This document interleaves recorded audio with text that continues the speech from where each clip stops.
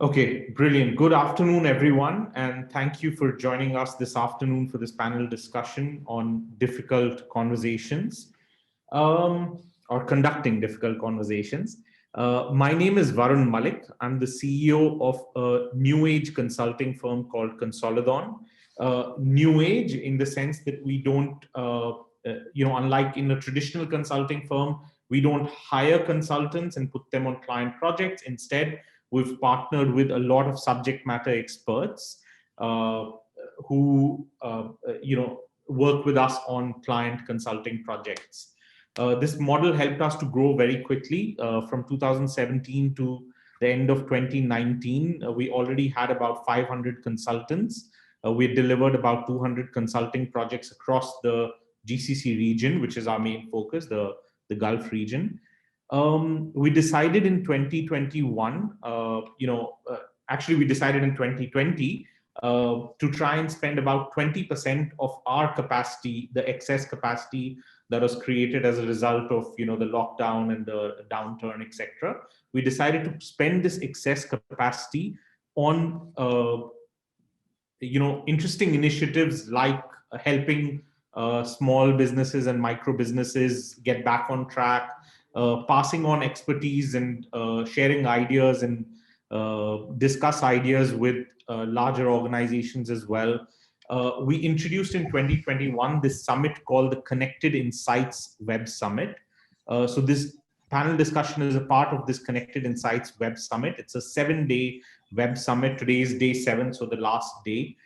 We've had about 50 webinars and panel discussions over the last 7 days. Some very, very interesting discussions. Had more than 1,500 participants from across the GCC join in. Today's discussion was one I was particularly looking forward to. It's moderated by Jyoti, who I believe would be very apt to run a discussion like this.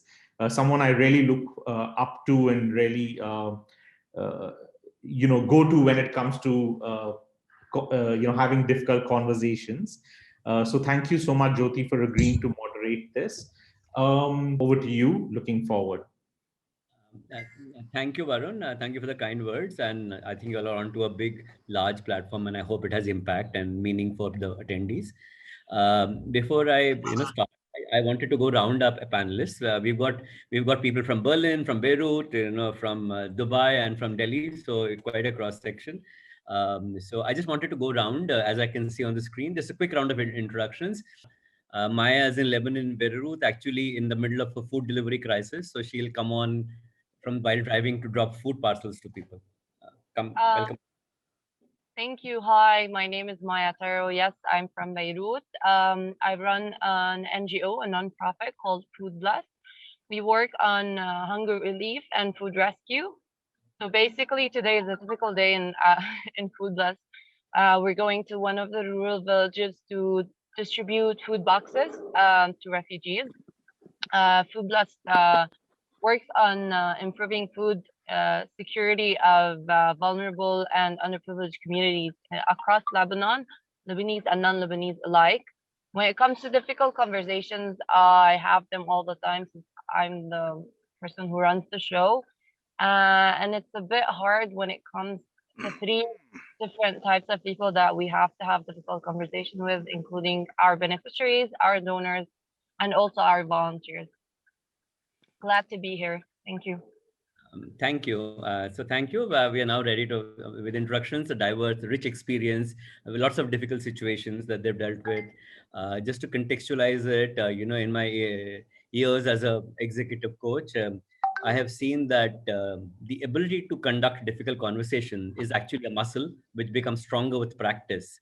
And many people have this blind spot and they procrastinate, often to the detriment of their performance and invariably their career. So the ability to recognize the timing, to conduct one and to get what you want while nurturing the relationship rather than rupturing it is an important thing. And I've known these people on the panel, eminent people on the panel well. Maya, I wanted to go back to you to say that after the conversation, you have to be there for the person. What does that mean? Could you elaborate or help us with that?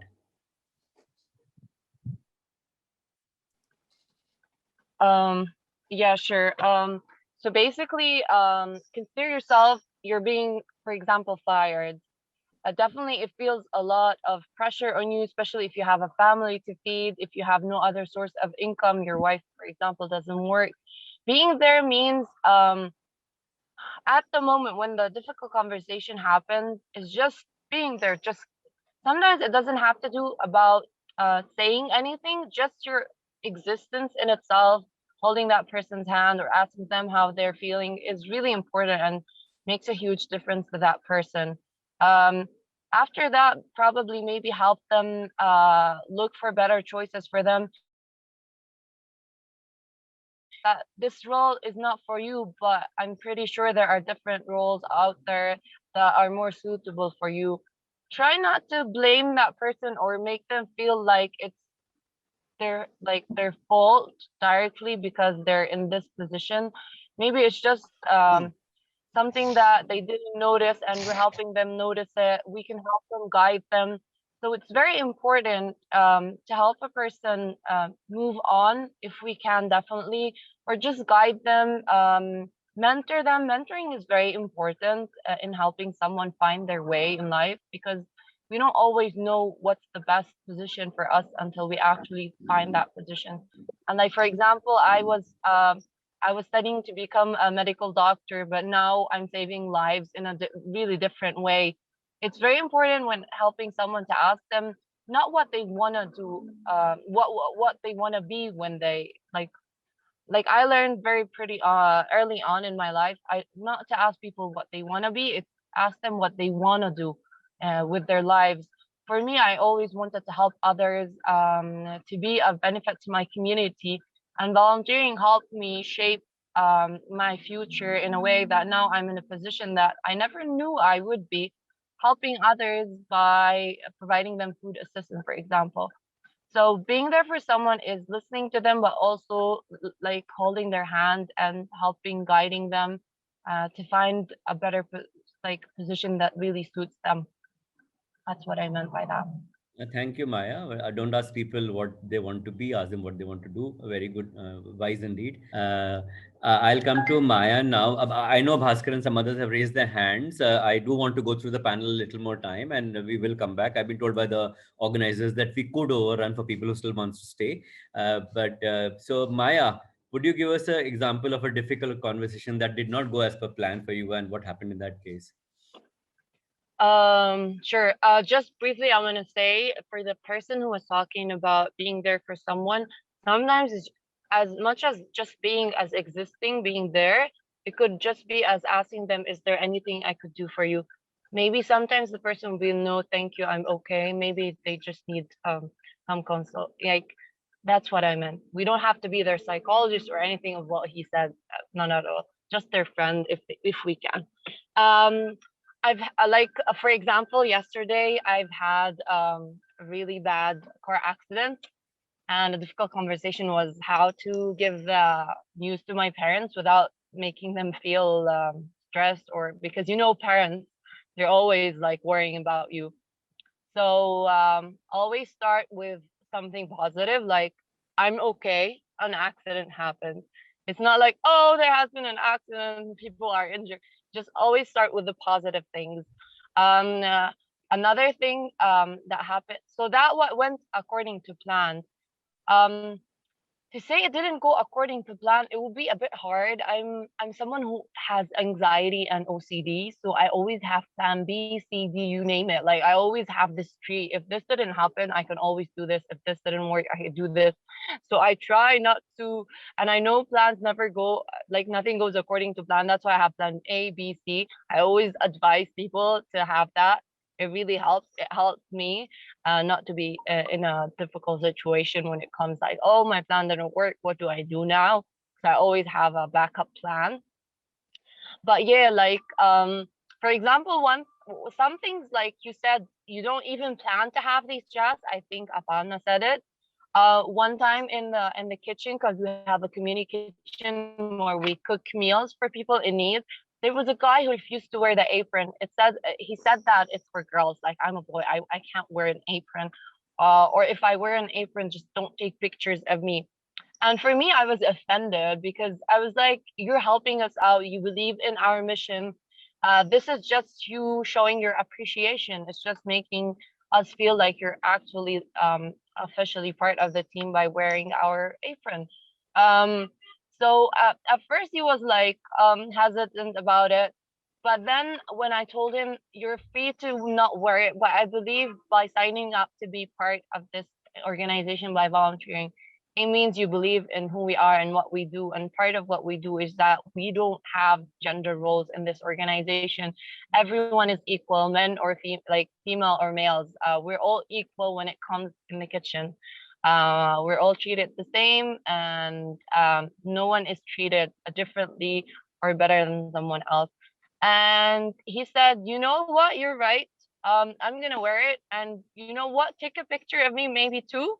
So I was really happy I was able to do this small change, but I know that this small change will replicate. I'm pretty sure he will share that story with others, and others might also be like, yeah, you know, it's not a bad thing. Again, having cultural intelligence is very important. Google that word, cultural intelligence. It's being intelligent, but in a way that is respective to the culture that you're working in, especially for people who work in different countries. Having this is very important. Um, Maybe one with a beneficiary, we sometimes have to say no to some people, although we know they are in need. But once you break a rule, it means you have to break it for everyone. So if someone says, I want a food box, and he's not or she's not registered, I can't give that person. And it's a lot of emotional burden, and I feel bad about it. But I have to respect that, because if I give him, then I have to give to the other 100. I don't know how many people who will come and ask for it because, oh, you gave him, you're not going to give me. And we can't do that. So always be mindful about rules. If you're gonna break a rule, you have to break it for everyone, no exceptions. So better stick to the rule or find a backup plan, like I always do. So I apologize. I always am very mindful. I say, I'm very sorry. I know you are in need. We're now out of food boxes, but look what I'll do. I'll take your name and your number, and we'll contact you once we have a food box ready for you. So that way it's a win-win and everyone's happy. And he kept his dignity and felt good about it, because you know, in our culture it's very taboo. Like, people are very shamed about saying they're poor. So even for him to ask for it, it's a lot for him. Like, he's actually doing a lot. So I don't want to be that person to like burst his bubble. So being mindful and empathetic is so important, and always put yourself in other people's shoes. If they're asking for help, maybe you're the first or the last person they'll ask for help. Maybe if you say no, they'll just not ask and die from hunger. I don't know. So just be nice and always be straightforward. Don't give fake promises. A lot of NGOs are known for giving fake promises. Yes, we will help you, but he never hears from them. And it really breaks their hearts, and they lose trust in anyone or in even asking for help again. So be straightforward. If you can't help, just say you can't. If you can, say you will. If you can't now, say I can't now, but I will definitely give you a call in the future. So that's how to do it. Thanks, Maya. Very practical, very helpful, very heartful. Maya, you got there? Um, right. So my takeaway message, I love what talk from the heart. Yeah, I would say conversations, because the longer you postpone them, the worse it gets. Even to have the discussion or the conversation, and like one thing the person would tell you is, why didn't you tell me this earlier? And someone did mention it. In our culture, we're very shy of speaking out about anything sometimes, especially if you're a woman or anything like that, and the person in front of you is a man. Um, these walls, you like don't like see beyond the walls. See the person as a person, not as an employee or a volunteer or whatever.